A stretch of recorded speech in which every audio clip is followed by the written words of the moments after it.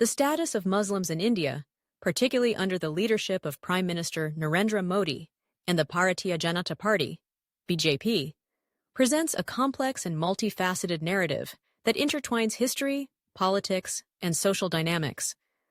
With over 200 million Muslims, India is home to the third-largest Muslim population in the world.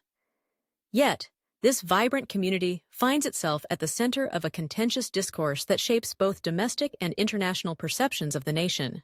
The Citizenship Amendment Act, CAA of 2019, stands out as a significant flashpoint in this ongoing debate. This law provides a pathway to citizenship for religious minorities from neighboring countries, specifically Hindus, Sikhs, Buddhists, Jains, Parsis, and Christians who have fled persecution. However, the exclusion of Muslims from this provision has sparked widespread criticism and accusations of discrimination. Critics argue that the CAA undermines the secular fabric of the Indian Constitution, which guarantees equality to all citizens, regardless of their religion. The law has been perceived not merely as a policy, but as a manifestation of a broader ideological agenda that seeks to redefine Indian identity in a way that marginalizes Muslims. This exclusion raises fundamental questions about the nature of citizenship and belonging in a nation that prides itself on its secular ideals. Compounding these fears is the alarming rise in incidents of mob violence and hate speech directed at Muslims. Reports of lynchings, often framed as vigilante justice against alleged cow slaughter or love jihad, have surfaced with disturbing frequency. Activists and human rights organizations have documented these incidents, highlighting a distressing trend where perpetrators are rarely held accountable. Critics of the government assert that it has either turned a blind eye to these occurrences or, in some cases, has tacitly encouraged an atmosphere of impunity. This perception has fostered a sense of insecurity among Muslims, who see their safety as compromised in an environment where hate speech, often propagated by influential figures, goes unchecked. The chilling effect of such violence is profound, instilling fear not just in the immediate victims, but throughout the community, creating a pervasive atmosphere of distrust and vulnerability.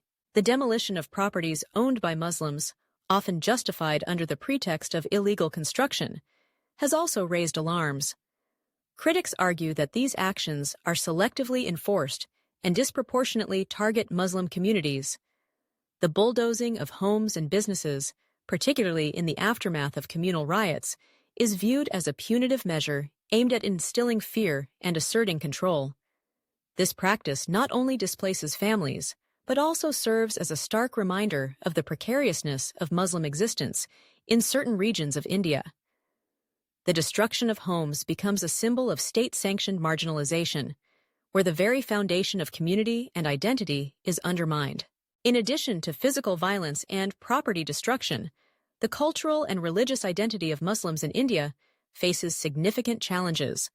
The hijab controversy in Karnataka, where a ban on the wearing of hijabs in educational institutions was upheld by the state government, exemplifies the ongoing struggle over religious expression. Supporters of the ban argue that it promotes secularism and gender equality, while opponents contend that it infringes upon personal freedoms and religious rights. This clash over the hijab symbolizes a broader conflict regarding the place of Islam within the Indian societal landscape and raises questions about the extent to which the state can regulate personal religious practices.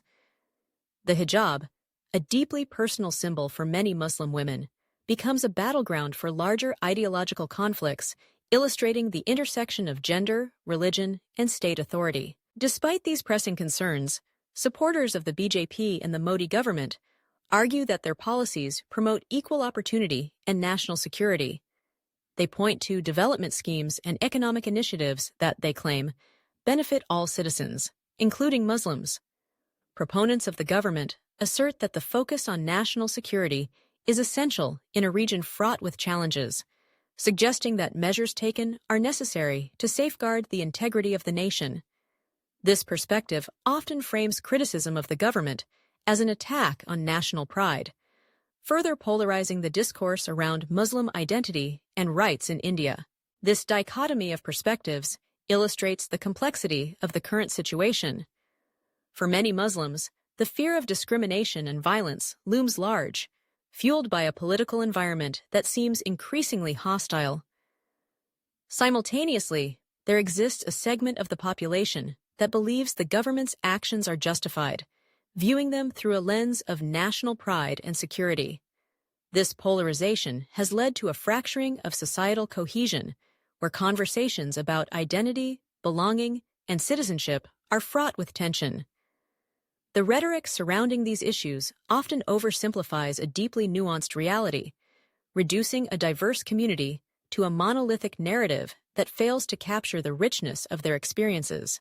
The ongoing discourse surrounding the status of Muslims in India reflects broader global trends of rising nationalism and identity politics. As countries grapple with issues of immigration, religious freedom, and minority rights, the Indian experience offers a poignant case study in the challenges of maintaining a secular and inclusive democracy. The narratives surrounding the Muslim community in India are not merely about policies or laws. They are deeply intertwined with questions of human dignity, rights, and the very essence of what it means to belong to a nation. The intersection of religion, culture, and politics creates a complex web of realities that shape the experiences of Muslims in India, demanding thoughtful engagement from all stakeholders involved. As the situation evolves, it is crucial for all stakeholders, government, civil society, and the international community, to engage in meaningful dialogue that prioritizes human rights and fosters understanding. The path forward requires a commitment to inclusivity and a recognition of the diverse tapestry that makes up India's identity.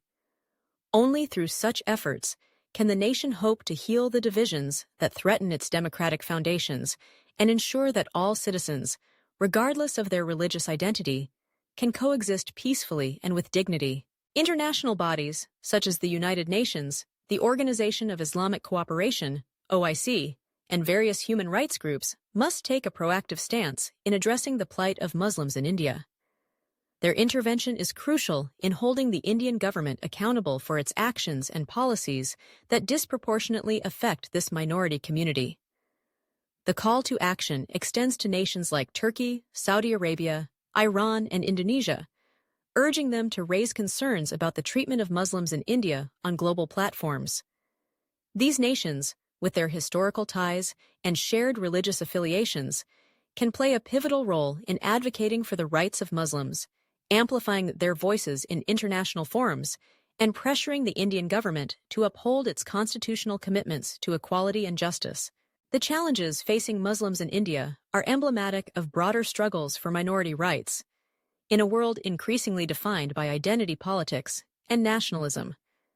The narrative surrounding their status is not merely a reflection of domestic issues, but also resonates with global conversations about human rights, religious freedom, and the complexities of multicultural societies. As the international community grapples with these pressing issues, the situation in India serves as a critical reminder of the need for vigilance, empathy, and action in the pursuit of justice and equality for all marginalized communities. The journey toward a more inclusive and equitable society is fraught with challenges, but it is a journey that must be undertaken if the ideals of democracy and human rights are to be realized.